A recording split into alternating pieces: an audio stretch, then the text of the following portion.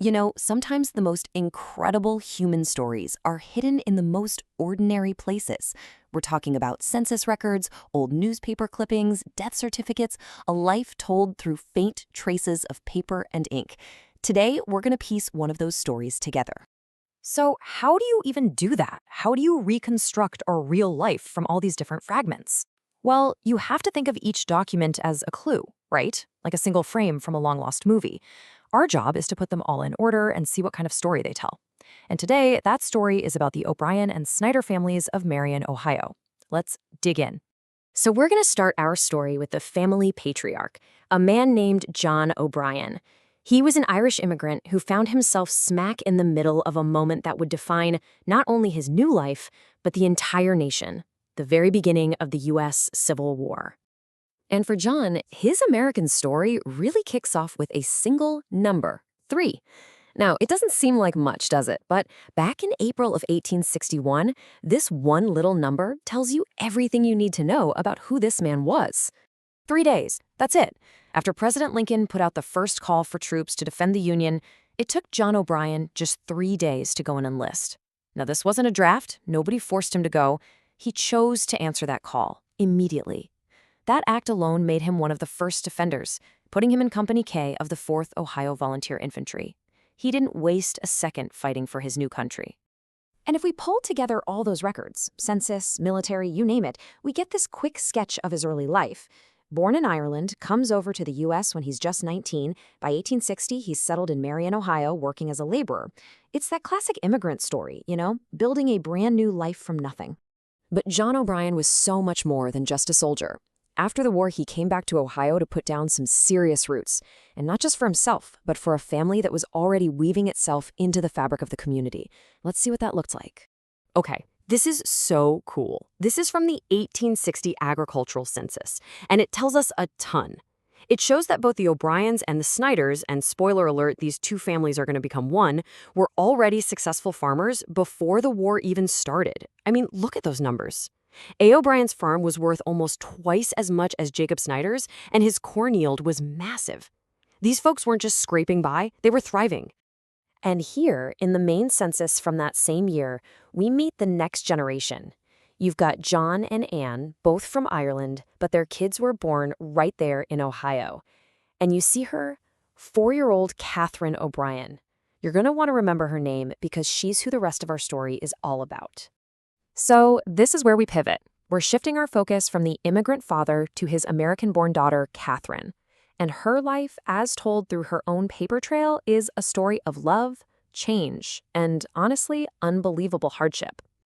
I just love this slide. It's the perfect example of how messy and human this stuff is. Across 4 totally official documents, Catherine's first name is spelled 4 different ways. Kitty, Catherine, Catherine, Catherine. This isn't some huge mistake. It's just life. It's a great reminder that we're talking about a real person, not just a name on a page. Okay, let's fast forward to 1880. Catherine is now 22.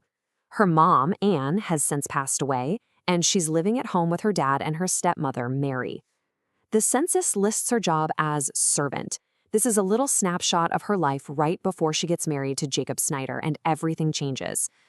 This next chapter of her life is really defined by loss, but more than that, it's defined by her resilience. After starting a family of her own, Catherine got hit with a series of tragedies that would have broken most people, but she came out of it as the undisputed matriarch of her family. In 1899, her husband Jacob Snyder dies, very suddenly, and his death announcement includes this really moving tribute. Can you just imagine the hole his death left, not just for the town, but for Catherine and their kids? And this, right here, shows you the dramatic shift. Just 1 year after Jacob died, the 1900 census gives Catherine this powerful new title, head of household.